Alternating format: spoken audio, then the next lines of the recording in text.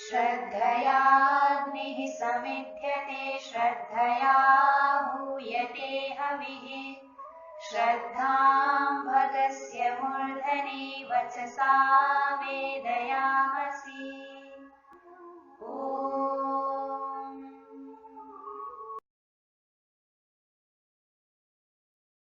नमस्ते जी। ए ही संस्कृतम शिक्षेमहि में आप सभी का हार्दिक स्वागत है। आप लोगों का प्रेम व उत्साह देख करके हमको भी और पुरुषार्थ करने की प्रेरणा मिलती है। आप लोगों के सद्भावपूर्ण विचार व सुझावों के लिए आप सभी का हार्दिक धन्यवाद।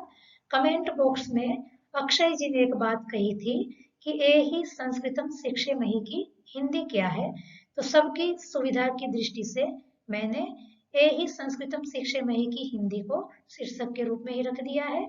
तो ए ही संस्कृतम शिक्षेमहि की हिंदी है आओ संस्कृत सीखें। चलिए आगे बढ़ते हैं। पिछली 2 कक्षा में हमने संस्कृत भाषा के वर्णों का सामान्य परिचय प्राप्त किया था। आज हम संस्कृत भाषा में प्रवेश करने जा रहे हैं। यद्यपि सफर बहुत लंबा है, पर इष्ट मित्र साथी यदि साथ हो तो लंबा सफर ही आनंददायक होता है। हम अपना धैर्य बनाए रखेंगे, उत्साह बनाए रखेंगे और ईश्वर की कृपा से एक दूसरे के सहकार से इस लंबे सफर को सफलतापूर्वक पार करेंगे। इस आशा के साथ आइए अब हम अपनी अगली कक्षा की ओर आगे बढ़ते हैं। भाषा क्योंकि वाक्यों में व्यक्त होती है, अतः वाक्य का ज्ञान ही भाषा का ज्ञान है। तो संस्कृत भाषा में वाक्य का निर्माण कैसे होता है उसको अब हम देखेंगे। वाक्य किसे कहते हैं? परिभाषा है, जितने शब्द मिलकर एक अर्थ का बोध कराने में समर्थ होते हैं उतने शब्दों के समूह को वाक्य कहते हैं। पुनः एक बार वाक्य की परिभाषा, जितने शब्द मिलकर एक अर्थ का बोध कराने में समर्थ होते हैं उतने शब्दों के समूह को वाक्य कहते हैं। जैसे आपके सामने 3 शब्द हैं, आनंद, वेद, पढ़ता है। ये 3 शब्द जब हम सुनते हैं तो हमको कुछ अर्थबोध हो रहा है, इसलिए इन 3 शब्द के समूह को वाक्य कहेंगे। पर यदि इस प्रकार शब्द आ जाएं, जैसे आनंद, वेद, मुझे, कल, यहाँ, 5 शब्द हमने सुन लिए पर हमें कुछ अर्थबोध हुआ नहीं है। यद्यपि 5 शब्दों का यह समूह तो है, पर अर्थबोध न होने के कारण इन 5 शब्द के समूह को वाक्य नहीं कहेंगे। वाक्य के अंदर जितने भी शब्द होते हैं संस्कृत में उनको पद कहते हैं। जैसे हमारा वाक्य है, आनंद वेद पढ़ता है। इसके अंदर 3 शब्द हैं, तीनों ही शब्द को पद कहेंगे। पद भी 2 प्रकार के होते हैं। जो पद क्रिया को बताता है उसको क्रियापद कहेंगे और बचे हुए सारे ही पद नाम पद कहलाते हैं। हमारे वाक्य में पढ़ता है यह क्रिया को बताता है, अतः इसको क्रियापद कहेंगे और बचे हुए 2 शब्द आनंद और वेद इनको नाम पद कहेंगे। वाक्य का अनुवाद करते समय सबसे पहले हमें क्रियापद की पहचान करनी होती है। क्रियापद की पहचान के लिए क्रिया का बोध होना आवश्यक है, अतः सबसे पहले हम देखेंगे कि क्रिया किसे कहते हैं। जो किया जाता है उसको क्रिया कहते हैं। जैसे आनंद वेद पढ़ता है, इस वाक्य के अंदर क्या किया जा रहा है? पढ़ना किया जा रहा है, इसलिए उसको बताने वाला जो शब्द है पढ़ता है, यह क्रिया कहलाएगी अर्थात क्रियापद कहलाएगा। और वाक्य भी हम देख सकते हैं, जैसे अथर्व देख रहा है। इस वाक्य के अंदर देखना क्रिया की जा रही है, अतः इसको बताने वाला जो शब्द है देख रहा है, इसको हम क्रियापद कहेंगे। दूसरा वाक्य है आर्या जा रही है। इस वाक्य में जाने की क्रिया हो रही है, अतः जा रही है यह क्रियापद है। आस्था पका रही है। इस वाक्य में पकाना बताया जा रहा है, अतः पका रही है यह शब्द क्रियापद है। पत्ता गिर रहा है, इस वाक्य में गिरने की क्रिया बताई जा रही है, अतः गिर रहा है यह पद क्रियापद है। नदी बह रही है, इस वाक्य में बहना बताया जा रहा है और उसके बताने वाला जो पद है बह रही है, यह क्रियापद कहलाएगा। बस चल रही है, इस वाक्य में चलना क्रिया बताई जा रही है और उसको बताने वाला पद है चल रही है, इसको हम क्रियापद कहेंगे। इस प्रकार क्रिया का अच्छी तरह से बोध हो गया होगा। अब आपको करना क्या है, आप जो भी भाषा बोलते हैं उसमें अब आपको ध्यान से देखना है कि वाक्य में कौन सा क्रियापद है और कितने नामपद हैं। इससे क्या होगा कि हमारा नामपद और क्रियापद का अच्छी तरह से अभ्यास हो जाएगा। क्रिया के बाद वाक्य के अंदर कर्ता को ढूंढना होता है। इसके लिए अब हमें कर्ता की पहचान होनी चाहिए। तो देखेंगे कर्ता किसे कहते हैं। क्रिया के करने वाले को कर्ता कहते हैं। पुनः सुन लें, क्रिया के करने वाले को कर्ता कहते हैं।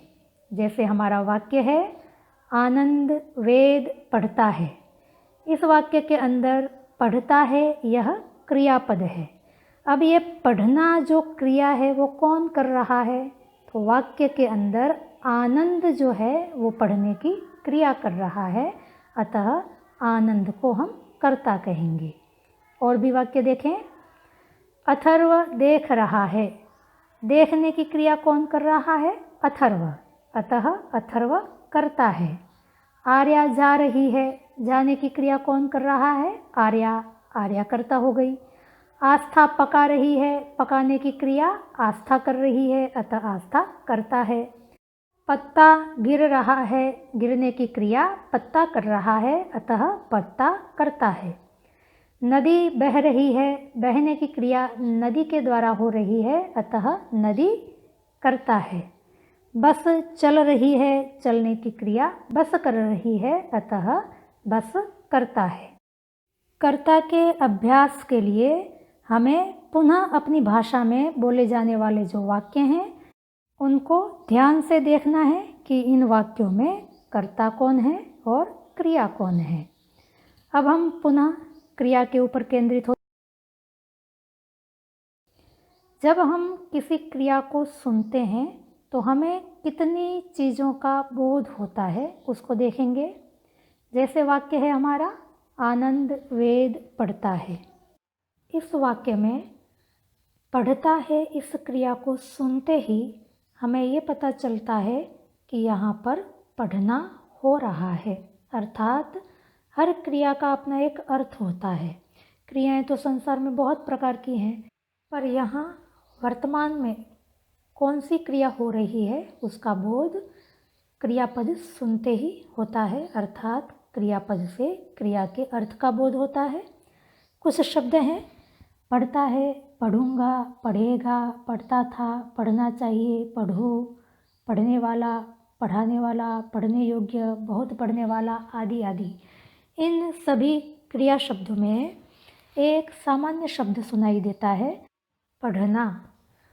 इस सामान्य शब्द को संस्कृत में धातु कहते हैं। धारणात् धातु हो, क्योंकि एक अर्थ विशेष को धारण करता है इसलिए इसको धातु कहते हैं। संस्कृत में पढ़ना इस अर्थ के लिए पठ धातु का प्रयोग होता है। भिन्न भिन्न क्रिया के लिए संस्कृत में एक एक धातु निर्धारित है। क्रिया शब्द का अनुवाद करने के लिए इन धातुओं का अर्थ सहित हमें बोध होना चाहिए, जो समय समय पर आपको करवाया जाएगा।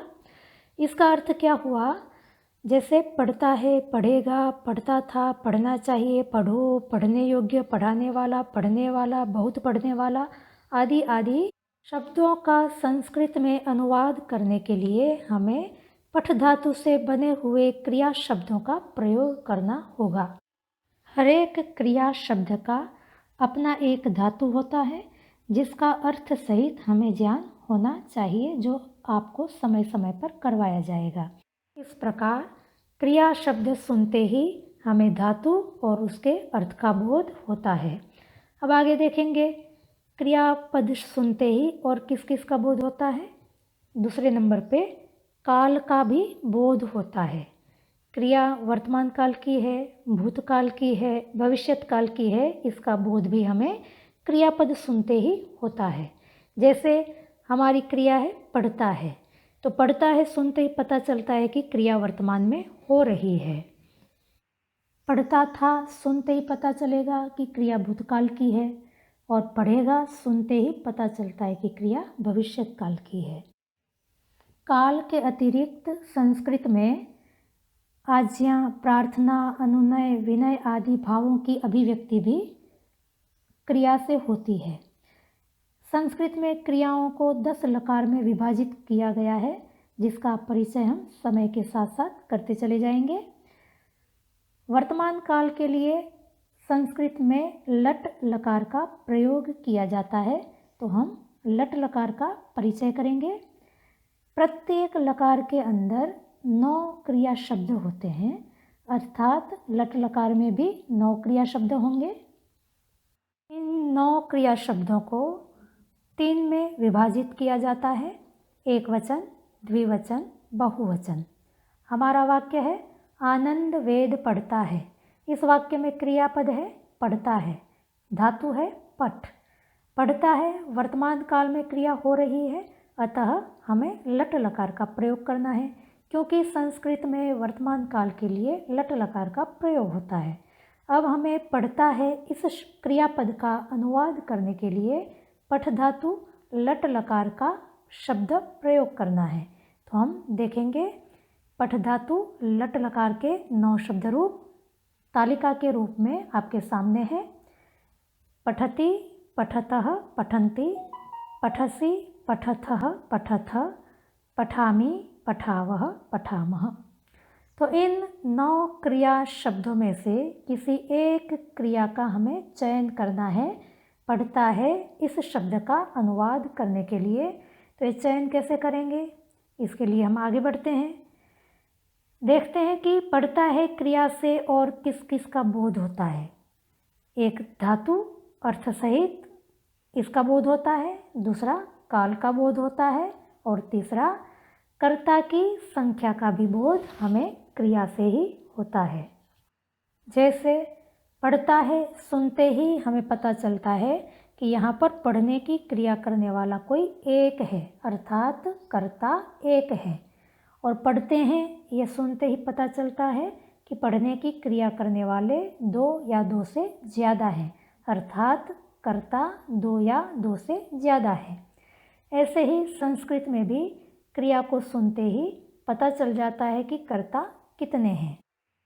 हिंदी आदि प्रांतीय भाषाओं में प्रायः करके क्रिया के 2 ही विभाजन मिलते हैं, एक वचन की क्रिया, बहुवचन की क्रिया। अर्थात कर्ता यदि एक है तो एक वचन की क्रिया पढ़ता है इसका प्रयोग किया जाता है, और यह कर्ता यदि 2 या 2 से ज़्यादा है तो पढ़ते हैं बहुवचन की क्रिया का प्रयोग किया जाता है। पर संस्कृत में क्रिया को 3 में विभाजित किया जाता है, एक वचन, द्विवचन और बहुवचन। अर्थात कर्ता यदि एक है तो एक वचन की क्रिया का प्रयोग होगा, कर्ता यदि 2 हैं तो द्विवचन की क्रिया का प्रयोग होगा, और कर्ता 3 या 3 से ज़्यादा है तो बहुवचन की क्रिया का प्रयोग होगा। इससे यह नियम निकल कर के आता है कि कर्ता की संख्या के अनुसार क्रिया का वचन होता है। कर्ता की संख्या के अनुसार क्रिया का वचन होता है। यदि कर्ता एक है तो क्रिया एक वचन की प्रयोग करनी होगी, कर्ता यदि 2 हैं तो क्रिया द्विवचन की प्रयोग की जाती है, और कर्ता यदि 3 या 3 से ज़्यादा है तो बहुवचन की क्रिया का प्रयोग किया जाता है। आपके सामने पठ धातु लट लकार की तालिका बनी हुई है, जिसमें एक वचन की क्रियाएं हैं पठति, पठसि, पठामि। द्विवचन की क्रियाएं हैं पठतः, पठथः, पठावः।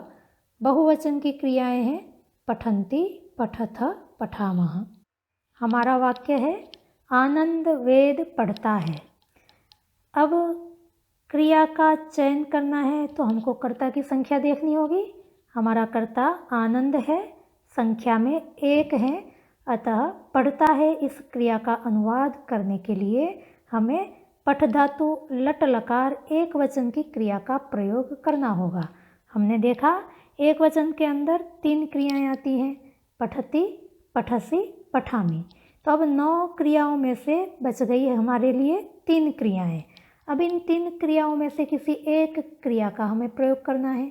तो एक क्रिया का प्रयोग कैसे करें उसको हम अगली कक्षा में देखेंगे। अभी हम कुछ धातुओं का अभ्यास करेंगे, क्योंकि भाषा में क्रियापद का अनुवाद करने के लिए धातु रूपों का याद होना अत्यंत आवश्यक है। पठ धातु की तालिका आपके सामने है। जैसी पठ धातु है उतनी ही सरल अन्य कई सारी धातुएं हैं। एक धातु याद करने पर कई सारी धातुएं याद हो जाएंगी, पर हमें ध्यान रखना है हर धातु को हम अर्थ सहित याद रखेंगे, अन्यथा धातु रूप तो याद हो जाएंगे पर अर्थ का बोध न होने के कारण हम उनका प्रयोग नहीं कर पाएंगे। तो आइए अब हम धातु रूप की ओर आगे बढ़ते हैं। संस्कृत भाषा में वर्तमान काल के लिए लट लकार का प्रयोग किया जाता है। तो अब हम कुछ धातुओं के रूप लट लकार में कैसे चलते हैं उसको देखेंगे। सबसे पहले देखते हैं पठ धातु, जिसको अभी हमने देखा था, अर्थ है पढ़ना। रूप चलेंगे पठति, पठतः, पठन्ति, पठसि, पठथः, पठथ, पठामि, पठावः, पठामः। तो आपने देखा कितने सरल रूप हैं। आगे आने वाली धातुओं के रूप भी ठीक पठति के समान ही चलते हैं। यदि आप ध्यान से सुनेंगे तो रूप सुनते सुनते ही याद हो जाएंगे, पर ध्यान देने की बात है कि हमें सभी धातुओं को अर्थ सहित याद रखना है और उच्चारण भी शुद्ध हो, इसका भी हमें ध्यान रखना है। आगे देखेंगे अगली धातु है वद, अर्थ है बोलना। वदति, वदतः, वदन्ति, वदसि, वदथः, वदथ, वदामि, वदावः, वदामः। आगे है लिख, अर्थ है लिखना। लिखति, लिखतः, लिखन्ति, लिखसि, लिखथः, लिखथ, लिखामि, लिखावः, लिखामः। धातु है खाद, अर्थ है खाना। खादति, खादतः, खादन्ति, खादसि, खादथः, खादथ, खादामि, खादावः, खादामः। आगे है पा, अर्थ है पीना। पा धातु के रूप चलाते समय धातु को पिब आदेश हो जाता है, अतः रूप चलेंगे पिबति, पिबतः, पिबन्ति, पिबसि, पिबथः, पिबथ, पिबामि, पिबावः, पिबामः। घम, अर्थ है जाना। रूप चलाते समय घम धातु को गच्छ आदेश हो जाएगा, अतः रूप चलेंगे गच्छति, गच्छतः, गच्छन्ति, गच्छसि, गच्छतः, गच्छथ, गच्छामि, गच्छावः, गच्छामः।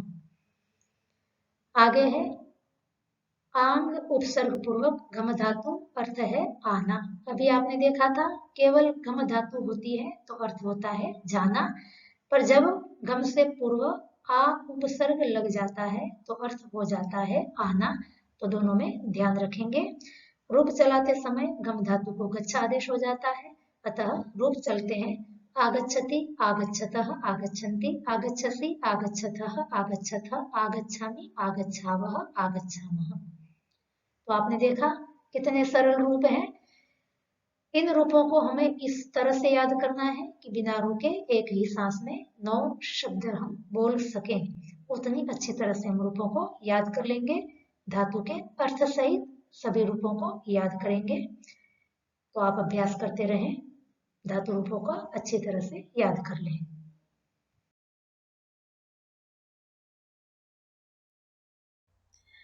यदि आप अपने साथी मित्र को भी इस पाठशाला में जोड़ना चाहते हैं या कोई व्यक्ति स्वयं जुड़ना चाहता है तो इस वीडियो के नीचे आपको यहाँ पर उल्टे तीर का निशान दिख रहा होगा, जिसके ऊपर क्लिक करने से नीचे डिस्क्रिप्शन बॉक्स खुल जाएगा, जिसमें हमारी टेलीग्राम पर चलने वाली संस्कृत पाठशाला की लिंक दी हुई है और नीचे व्हाट्सएप पर भी हमारे 8 ग्रुप चलते हैं, उसकी भी लिंक दी हुई है। इन 2 में से किसी एक लिंक पर क्लिक करने से आप संस्कृत पाठशाला में प्रविष्ट हो जाएंगे। ध्यान रहे 2 में से किसी एक लिंक पर ही क्लिक करें, क्योंकि हमारे सभी संस्कृत पाठशाला के ग्रुप में एक समान कक्षाएं चलती हैं। किसी एक में भी प्रवेश प्राप्त करने से आप सभी जानकारी, वीडियोस, ऑडियोज आदि प्राप्त कर सकते हैं। और थोड़ा नीचे जाएंगे तो आर्यवन आर्ष कन्या गुरुकुल की वेबसाइट का भी लिंक यहाँ पर दिया हुआ है, जहाँ जा करके आप गुरुकुल की भी सामान्य जानकारी प्राप्त कर सकते हैं। वीडियो के नीचे लाल अक्षर से सब्सक्राइब ऐसा लिखा हुआ है, जिस पर क्लिक करने से हम आपके साथ हमेशा के लिए जुड़ जाएंगे।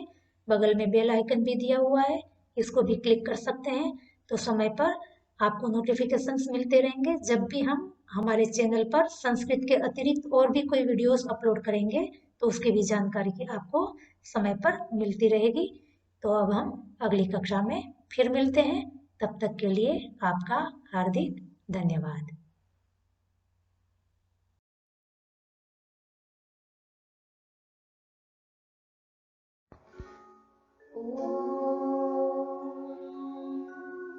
श्रद्धां प्रातर्हवामहे श्रद्धां मध्यं दिनं परि श्रद्धां सूर्यस्य निमृचे श्रद्धे श्रद्धापये हनः।